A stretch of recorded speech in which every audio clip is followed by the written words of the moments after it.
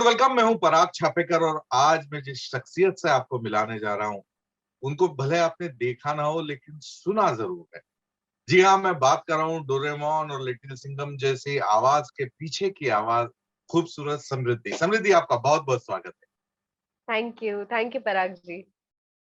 समृद्धि, मतलब आप ये क्या, मतलब आपकी आवाज जो है वो जहां भी हिंदी भाषी है दुनिया में वो सब जानते हैं, पर आपसे मिलने का सौभाग्य आज मिल रहा है। ये मतलब इसको आप कैसे देखती हैं? सर ये उस तरह का थोड़ा-सा हमारे देश में उस तरह का थोड़ा-सा रिकॉग्निशन नहीं मिलने वाला जॉब है, जो जिसके बारे में जानते सब हैं। वो ये नहीं जानते कि ऐसा तरह का काम होता है। अब काफ़ी जागरूकता बढ़ गई है इस चीज़ को लेके। लेकिन अब वो रिकॉग्निशन नहीं मिलता है हम जैसे लोगों को जो रोज़ आप एड भले ही एडवर्टाइज़मेंट हो या थिएटर हो या रेडियो हो, हर जगह आप ये आवाज़ें सुनते हैं लेकिन आपको पता नहीं है ये कौन है। मतलब उस तरह का एक काम है जो करने में हम सबको बहुत मज़ा आता है लेकिन अनफॉर्च्युनेटली हमारे देश में इतना रिकॉग्निशन इस चीज़ को नहीं मिलता। नहीं, मैं उम्मीद करूंगा कि मतलब आप मुझे लगता है कि मैं कई सारे आर्टिस्ट से मिल रहा हूँ। मैं इरफान भाई से लगा के तो अभी पंकज त्रिपाठी और इन सभी को ये बोलता रहता हूँ कि this industry is called showbiz. या आपको शो करना पड़ता है, कोई वो आपके तो है। घर आके शो नहीं करने वाला है। तो इसको part hmm, of showbiz is आपको शोकेस बिल्कुल। रखना है। बिल्कुल, तो बिल्कुल। और आज हाँ, आजकल इंटरनेट की वज़ह से काफ़ी पॉसिबल भी हो रहा है कि हम अपने मतलब हम वॉइस आर्टिस्ट भी अपने टैलेंट को या अपना पब्लिसिटी कर पा रहे हैं खुद। मतलब जब से ये डिजिटल हुआ है, मुझे लगता है उसके बाद आपको एहसास हुआ होगा कि hi how big celebrity you are. आपके चाहने वाले ये करोड़ों हैं। ये एक चीज़ तो है इंटरनेट की वज़ह से एक ऐसा माध्यम हो गया जिसकी वज़ह से लोग अगर चाहते हैं मुझे ढूँढना, तो वो मुझे ढूँढ लेते हैं। तो वो एक चीज़ अच्छी लगती है कि नहीं कोई लोग हैं जो मेरे बारे में शायद जानना चाहते हैं या जिन्होंने इंटरनेट पे जाके सर्च किया होगा कि इस वॉइस के पीछे कौन है। और उन्होंने फिर उतना अपना प्रेशियस टाइम निकाल कर ढूँढा होगा इंस्टाग्राम पे या फ़ेसबुक पे या किसी तरह नंबर निकाला होगा कि मैं इनको एक थैंक यू बोलूँ या इनको एप्रिशिएट करूँ। तो इंटरनेट की वज़ह से ये सारी चीज़ें पॉसिबल हैं जो मतलब बहुत अच्छा फ़ील होता है एज़ एन आर्टिस्ट। मतलब हालाँकि अब मैं उस उम्र से गुज़र चुका हूँ कि आपकी डबिंग के मज़े ले सकूँ। लेकिन डोरेमोन क्योंकि मेरे बेटे के कारण मैं देखता रहा। उसके डोरेमोन और लिटिल सिंघम के अलावा कौन-कौन से किरदार हैं जो आपने खड़े किए हैं? सर डोरेमोन तो है ही, लिटिल सिंघम भी है और बाकी किको नाम का एक शो है जो सोनी ये पे आता है, जिसमें किको की आवाज़ मैंने हिंदी और इंग्लिश में की है। बाकी चाचा चौधरी एक सीरीज़ है जिसमें मैं पप्पू का कैरेक्टर करती हूँ। जो कि एक बहुत ही मतलब टेक सेवी है, वो चाचा जी की काफ़ी मदद करता है आजकल की लेटेस्ट टेक्नोलॉजी से अ, उनकी काफ़ी मदद करता है केस वगैरह सॉल्व करने में। फिर काफ़ी सारे और डिज़्नी के कार्टून्स वगैरह हैं। डिस्कवरी के काफ़ी सारे कार्टून्स हैं। 1 मिनट हाँ, डिस्कवरी के काफ़ी सारे कार्टून्स हैं, डिज़्नी के काफ़ी सारे कार्टून्स हैं और एक बहुत ही पॉपुलर सीरीज़ हुई है नेटफ्लिक्स की एक माइटी लिटिल भीम जो वर्ल्ड वाइड नंबर 1 पे आई है मेरे ख्याल से ऑल ओवर द वर्ल्ड। तो उसमें मैं वॉइस करती हूँ लिटिल भीम का मतलब माइटी लिटिल भीम का उसमें सिर्फ रिएक्शंस है। उसमें कुछ नहीं है। बच्चे का गिगल्स है या कुछ रोना है या कुछ भी क्योंकि वो कोई लैंग्वेज नहीं रखा है इसीलिए वो ज़्यादा पॉपुलर हो पाई है। पूरे वर्ल्ड में तो वो एक कैरेक्टर भी बहुत अच्छा है और लिटिल सिंघम तो है ही। लिटिल सिंघम तो मतलब one of my most closest shows है और वो मेरे लिए एक चैलेंजिंग भी था करने के लिए क्योंकि वॉइस इतनी अलग है। मैं एक लड़की हूँ और मुझे एक मेल का कैरेक्टर करना है। मतलब एक बच्चे का करना है और मतलब ऐसा भी नहीं है कि सॉफ्ट स्पोकन बच्चा है, वो एकदम ब्रैश बच्चा है जिसको एक हार्श एक टच है मतलब वो एक स्टाइल अलग है उसका। तो जी, ये सारे तो कैरेक्टर्स आपकी रोहित शेट्टी से मुलाकात हुई कि नहीं? नहीं सर डिस्कवरी की टीम होपफुली ये भी करवा देगी। बट चलिए अभी तक तो नहीं हुई है सर। चलिए मैं जल्दी मुलाकात करूंगा रोहित भाई से, लेकिन मैं बिल्कुल आपके सर। बारे में जरूर उनसे कहूंगा कि mind blowing artist behind this. So thank you sir. अब आप काल की चाल, जी और उसमें जी भी जी। सिंघम मौजूद है। बिल्कुल बिल्कुल, ये जहां तक मुझे पता चला है कि काल राक्षस जो है वो बच्चों में सबसे ज्यादा पॉपुलर हुए हैं। और मतलब काफी अच्छा लगता है कि इतना बड़ा एक हम मूवी या एपिसोड क्रिएट करते हैं, उसके बावजूद मतलब इतनी ज्यादा ट्रैक्शन है कि बच्चे देखना चाहते हैं।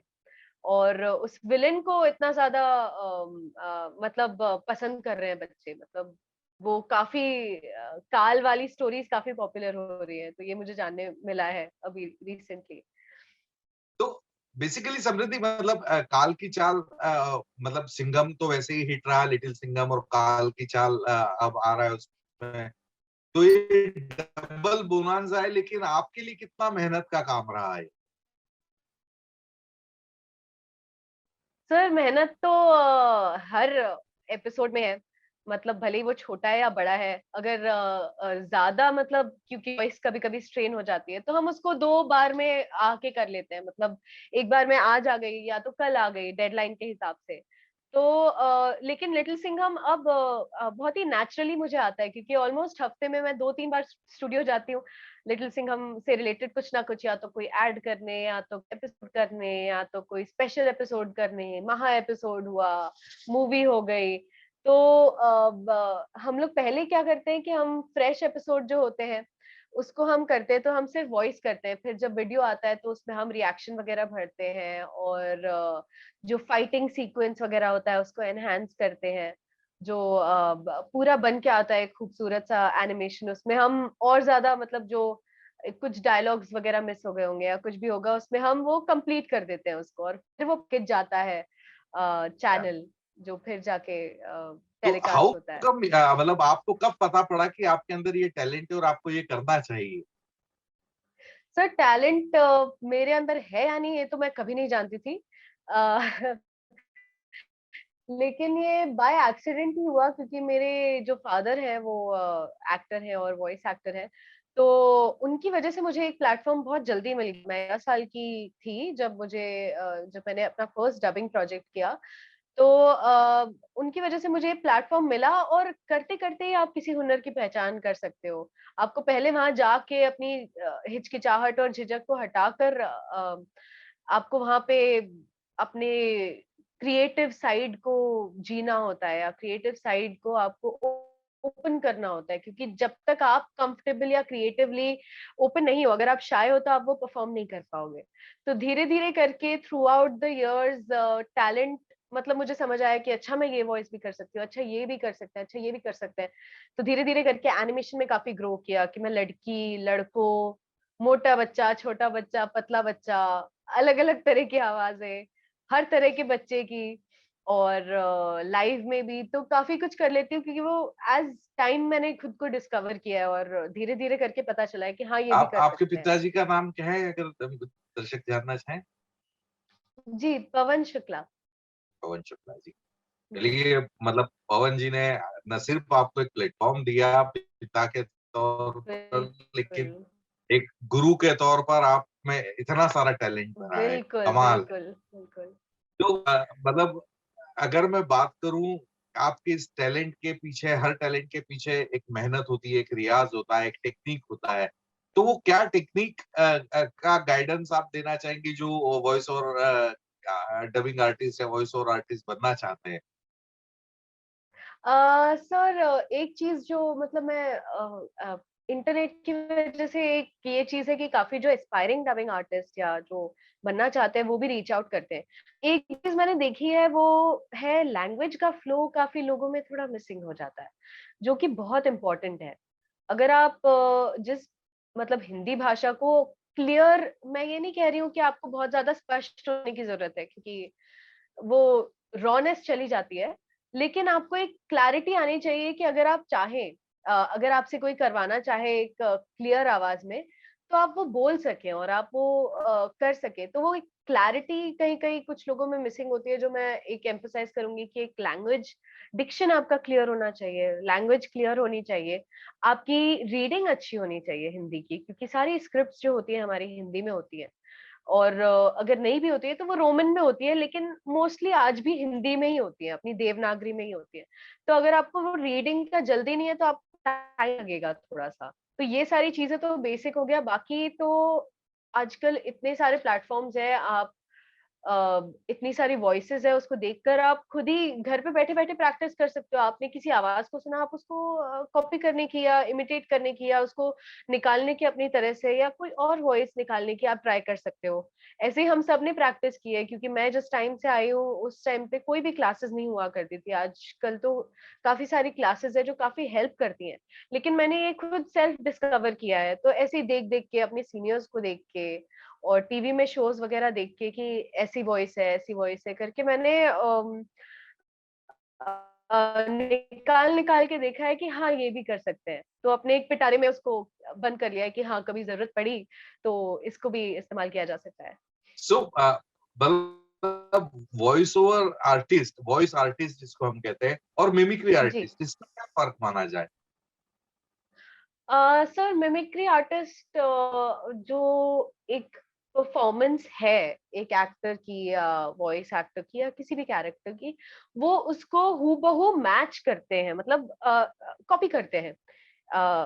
एक तरह से, मतलब वो एक तरह से मिमिक्री मेरे लिए एक तरह की मॉकरी भी कह सकते हैं, मुझे लगता है वो एक तरह की मॉकरी भी हो जाती है। लेकिन जो डबिंग होती है, वो एक डिफरेंट टैलेंट ऑल टुगेदर होता है। जैसे आप रियलिटी शोज़ वगैरह में देखते हैं, अगर कभी किसी को मिमिक्री करनी हो बच्चन साहब की, तो वो मिमिक्री करेंगे तो वो एकदम एक्स्ट्रा करेंगे और वो उसको कॉमिक वे में ही उसको दिखाएँगे। लेकिन आप कई सारे एड सुनते हैं जो आपको पता भी नहीं है बच्चन सर की आवाज़ है, लेकिन वो वॉइस आर्टिस्ट होते हैं। जैसे काफ़ी बड़े-बड़े वॉइस ओवर आर्टिस्ट हैं जो, मतलब सपोज़ बड़े-बड़े एक्टर्स अगर वो अवेलेबल नहीं होते, तो वॉइस एक्टर्स उस जगह को फ़िल करते हैं। तो वो परफ़ॉर्मेंस को मैच करते हैं, वो उस कैरेक्टर को मैच करते हैं, उसको मतलब अपने अंदर ऐसे इम्बाइब करते हैं कि किसी को पता ही नहीं चले। मिमिक्री एक थोड़ा-सा उसको ज़्यादा लाउड दिखाते हैं in the sense of comedy, but voicing is more about expression and उस कैरेक्टर को पकड़ना, एंड मॉकरी नहीं होती है। जी। तो समृद्धि शुक्ला सामने है और मैं कुछ अगर फन ना देखूँ, उनका कलाकारी ना देखूँ तो आपके चाहने वाले तो बोलेंगे यार ये क्या किया आपने? बताइए, तो मैं क्या सुनाऊँ आपको?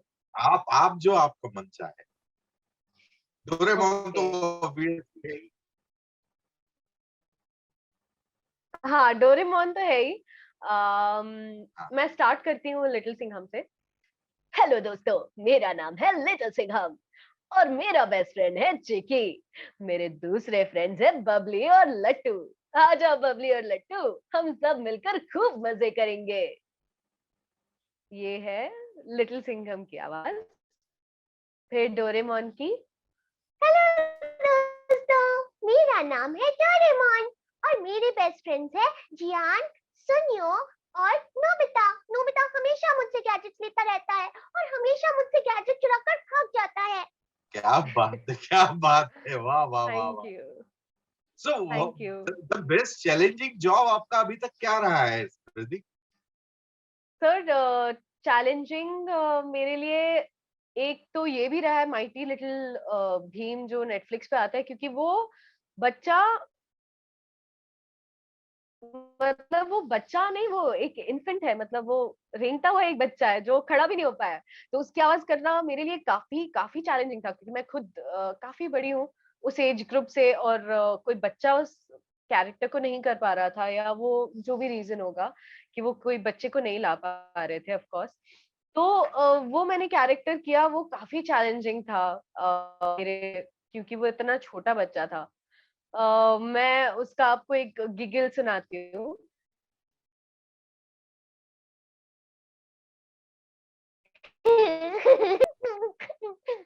क्या ये बात एक उस बच्चे की गिगल है, जो करने में मैं खुद खुद को भी डिस्कवर कर रही थी कि मैं किस तरह से ये कर सकती हूँ।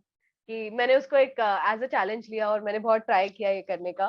प्लस लिटिल सिंघम स्टार्टिंग में मेरे लिए काफ़ी ज़्यादा एक चैलेंज था इन द सेंस, क्योंकि एक नॉर्मल बॉयिश वॉइस नहीं है। जैसे लिटिल सिंघम में आप देखते हैं तो अजय है और लिटिल सिंघम है। अजय कंपैरेटिवली करना एक सॉफ्टर कैरेक्टर है। मैं ये नहीं कर सकता, नहीं मुझसे नहीं होगा लट्टू, और वो ऐसे बात करता है, ये मेरे लिए इजी है। लेकिन लिटिल सिंघम एक बहुत ही शार्प वॉइस है, उसमें एक हल्की सी खराश है, एक ब्रैटिश बिहेवियर है उसका। वो मेरे लिए उस चीज को डिस्कवर करना थोड़ा उसको टाइम लगा था, और उस चीज को फिर सस्टेन करना, क्योंकि आप एक बार करने आते हो आपने कर दिया, दूसरी बार करने आते हो फिर थोड़ा डिफरेंस हो जाता है। तो आप फिर बार-बार सुन के तो आप कम से कम 15-20 सिटिंग्स आपको लगती है कंफर्टेबल होने में एक वॉइस में, कि आप उसको बिठा लो दिमाग में कि ये वॉइस है इस कैरेक्टर की। तो हमने उस हिसाब से काफ़ी इस पे वर्क किया था इस कैरेक्टर पे भी। तो ये 2 मेरे लिए चैलेंजिंग है। लिटिल सिंघम भी सुना ही दीजिए किस तरह से बनता है। हाँ, लिटिल सिंघम के लिए जैसे अ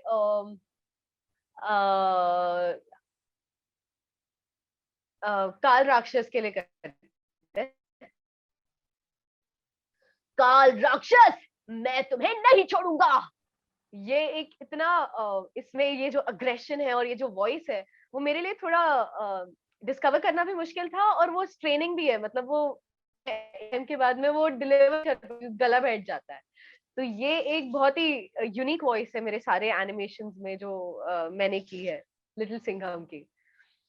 क्या और ये बात है! मेरे लिए मतलब लिटिल सिंघम तो it's really close to my heart, because it's challenging also and I really like the show. मैं इनफैक्ट ये भी बहुत मिस करती हूँ कि उनका ये जो शेर की शायरी आता था, वो भी मुझे बहुत पसंद थी। शायद डिसकंटिन्यू हो गया है, बट मुझे बड़ा मज़ा आता होगी। क्या बात है सुकृति! चलिए आपका बहुत-बहुत शुक्रिया और मतलब थैंक अब यू पराग जी। मुझे लगता है हमारे दर्शक जो है वो देख पाएँगे कि इस सुपरहिट कैरेक्टर्स के पीछे एक सुपरहिट आर्टिस्ट कौन है और ये तो काल की चाल का इंतज़ार रहेगा और जल्दी-जल्दी बिल्कुल। इंटरव्यूज़ का भी इंतज़ार रहेगा क्योंकि ऑफ अब मैं नहीं कोर्स चाहता कि आप ज़्यादा ऐसे रहें कि आप मुझे पहली बार इंटरव्यू करने का मौका मिल रहा है, दूसरी बार भी सर। जल्दी मिले। ऑफ कोर्स सर, मिलते रहेंगे। चलिए, गॉड ब्लेस, खुश रहिए। Okay, thank you Parag ji. Radio City.